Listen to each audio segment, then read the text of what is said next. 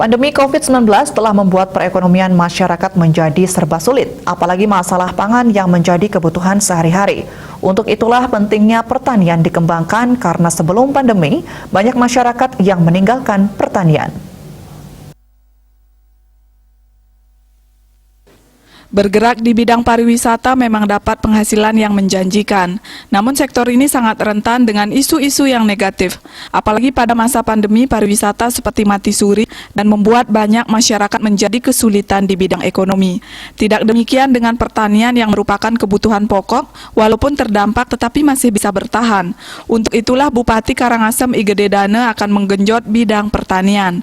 Dikatakan walaupun hasilnya tidak seperti di pariwisata, tetapi sedikit tidak nantinya mampu untuk memenuhi kebutuhan sendiri dan sisanya bisa diperjualbelikan.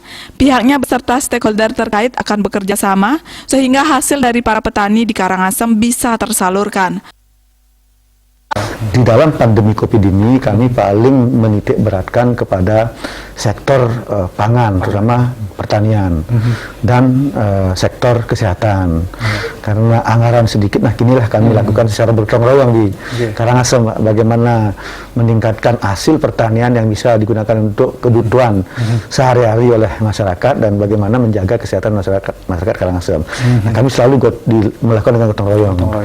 Pertaniannya kami bisa mengedukasi masyarakat, kemudian menanamnya secara bergotong royong juga, kemudian menangani kesehatannya, mengedukasinya, bahkan turun ke masyarakat kami juga secara bergotong royong.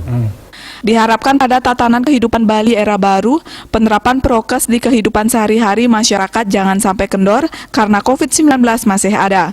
Dengan gotong royong yang baik ke depan antara pemulihan sektor ekonomi dan kesehatan bisa sejalan menuju kehidupan masyarakat yang sejahtera dan sehat. Ratna, Bali TV.